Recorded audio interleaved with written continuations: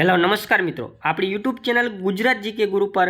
હું પંકજ કંજારિયા તમારું હાર્દિક સ્વાગત કરું છું। મિત્રો, ફોરેસ્ટ ગાર્ડની જે પરીક્ષા જે હતી એ 8 ફેબ્રુઆરી 2024થી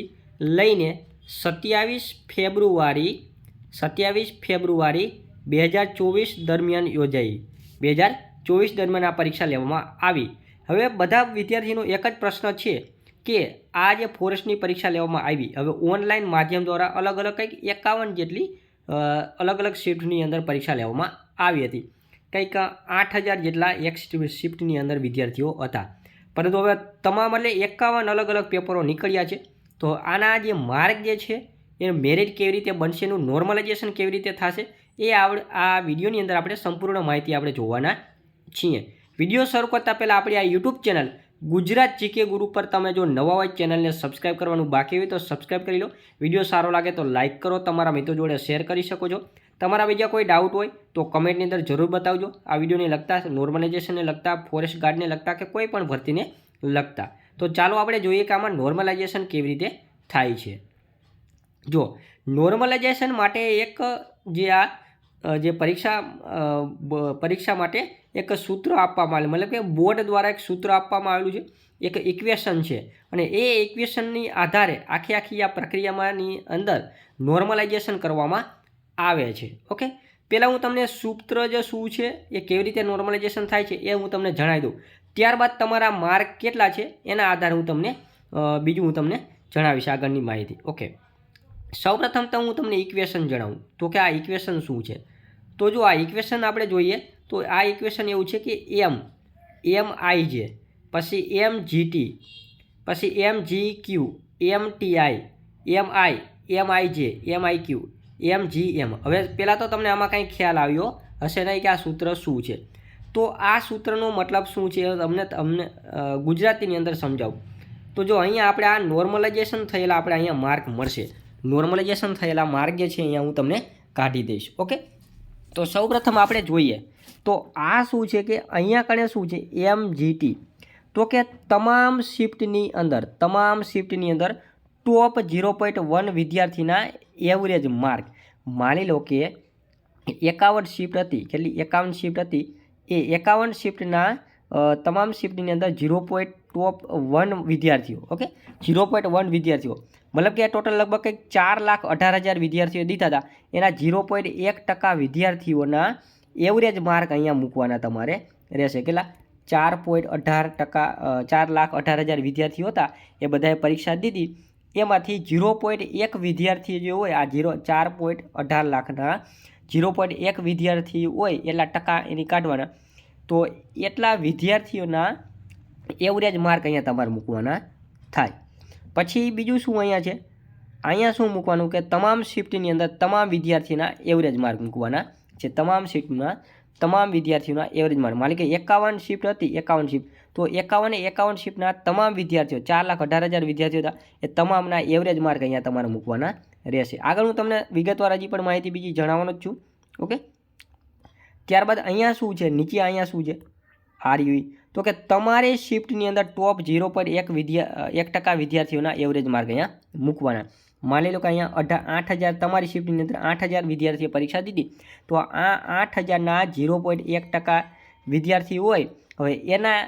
એ 1% એટલા જે વિદ્યાર્થીઓ એના એવરેજ માર્ક અહીંયા તમારે મૂકવાના થાય અહીંયા આગળ। અને અહીંયા શું છે તો કે તમારી શિફ્ટમાં તમામ વિદ્યાર્થીના એવરેજ માર્ક મૂકવાના। અહીંયા 8,000 વિદ્યાર્થીએ પરીક્ષા દીધી, તો 8,000 વિદ્યાર્થીઓના એવરેજ માર્ક અહીંયા મૂકવાના રહેશે તમારે। ઓકે,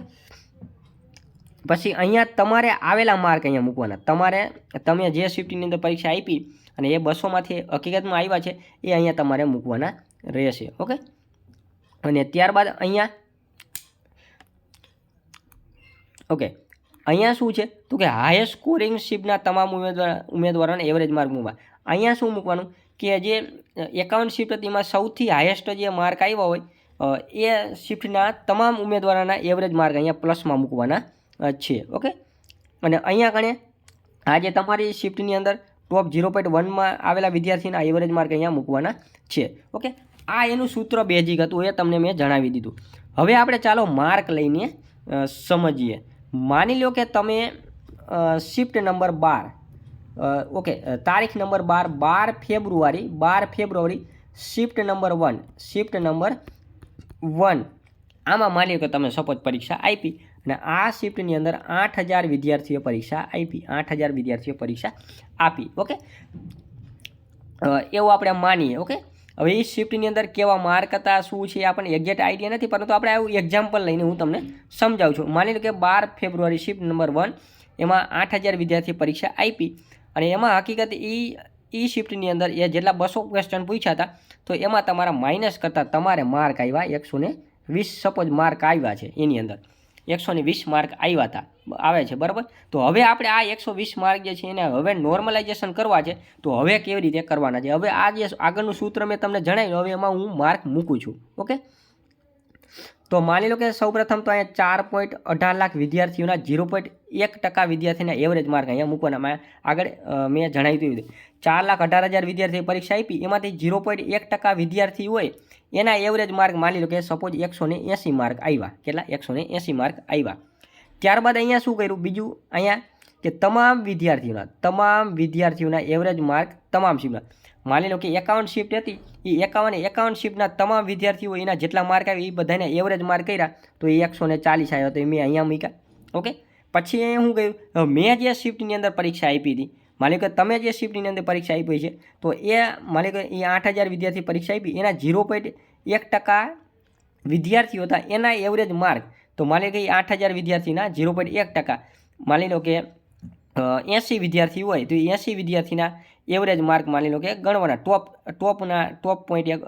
ગણવાના માની લો એના તો એના 150 થયા માની લો કે 150 માર્ક આવ્યા હવે તમારી શિફ્ટની અંદર જે 8000 વિદ્યાર્થી આવ્યા એ તમામ 8000 વિદ્યાર્થીઓના એવરેજ માર્ક આવ્યા માની લો કે સપોઝ 100 માર્ક આવ્યા તો એ અહીંયા મેં મૂકી દીધા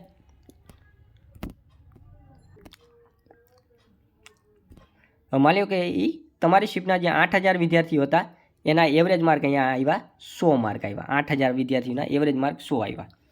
હવે તમારે કેટલા આવ્યા હતા હકીકતમાં 120 માર્ક આવ્યા હતા તો એ જે છે એ અહીંયા કાઉન્સમાં અહીંયા 120 માર્ક મૂકવાના છે ત્યારબાદ અહીંયા માઇનસ છે ઓકે તમારી શિફ્ટના 8000 વિદ્યાર્થીના એવરેજ માર્ક આ જે 100 છે એ પાછા અહીંયા મૂકી દેવાના એ 100 અહીંયા મૂકી દેવાના પ્લસની અહીંયા જે 150 જે છે આ શું છે તો કે 51 શિફ્ટ હતી એમાંથી સૌથી હાઈએસ્ટ માર્ક હતા જે શિફ્ટની અંદર એ શિફ્ટમાં માની લો કે કોઈ શિફ્ટ હાઈએસ્ટ હતી એમાં હાઈએસ્ટ માની લો કે 190 માર્કવાળો એક વિદ્યાર્થી નીકળો તો એ જે શિફ્ટ હતી એ શિફ્ટના તમામ વિદ્યાર્થીઓના એવરેજ માર્ક જે છે એ તમારે અહીંયા મૂકવાના તો એ આવ્યા માની લો કે 150 માર્ક ઓકે તો હવે આ સૂત્રની અંદર મેં આ રીતે મૂક્યું ઓકે હવે અહીંયા આપણે પ્લસ માઇનસ કરીશું ઓકે પ્લસ માઇનસ કરીશું હવે તો જો 180માંથી 140 જાય તો શું વધે 40 વધે 150માંથી 100 જાય તો અહીંયા 50 આવે ઓકે અને અહીંયા કાઉન્સમાં છે એટલે અહીં ગુણાકારમાં આવશે 100માંથી 120માંથી 100 જાય તો 20 આવશે તો એ અહીંયા ગુણાકારમાં મૂકવાના છે અને પ્લસ 50 મૂકવાના રહેશે હવે આ બધું ગુણાકારમાં છે ઓકે આ ગુણાકારમાં છે તો જો આ મીંડું મેં અહીંયા ઉડાડી દીધું ઓકે અહીંયા 2 વધ્યા અને અહીંયા 5 વધ્યા ઉપર 40 તો 5 8 40 8 અને આ 2 વધ્યા તો 8 દૂને 16 ઓકે અને આ 50 છે પ્લસમાં છે તો 50 પ્લસમાં છે એટલે 150 + 16 તો 166 માર્ક થાય કેટલા 166 માર્ક તમારે થાય તમારે આવ્યા હતા હકીકતમાં 120 માર્ક પરંતુ નોર્મલાઇઝેશન કર્યું ને કેટલા માર્ક થઈ ગયા 166 માર્ક થઈ ગયા તો આવી રીતે નોર્મલાઇઝેશન થાય હવે જો બીજી એક શક્યતા એ છે કે આ 120 માર્ક હતા એના 166 પણ થઈ શકે છે અને 120ના 100 પણ થઈ શકે છે હવે એ કઈ શિફ્ટની અંદર એના એવરેજ માર્ક કેટલા છે કેવા હાઈએસ્ટ માર્ક છે તમારી શિફ્ટમાં હાઈએસ્ટ માર્ક કેવા હતા લોએસ્ટ માર્ક કેવા હતા અઘરું પેપર હતું હેલું પેપર હતું હાઈએસ્ટ માર્ક ઓછા હતા વધારે હતા તો એ બધી શક્યતાઓ જે છે એના આધારિત છે ઓકે આ તો મેં એક સમજાવવા માટે આ તમને મેં માહિતી આપી તો હવે આવી રીતે આ જે નોર્મલાઇઝેશન પ્રક્રિયા જે છે એ કરવામાં આવતી હોય છે તો આવી રીતે તમારે ગણતરી કરવાની હોય છે મતલબ કે આવી રીતે તમારા માર્ક જે છે એ નોર્મલાઇઝેશન થાય છે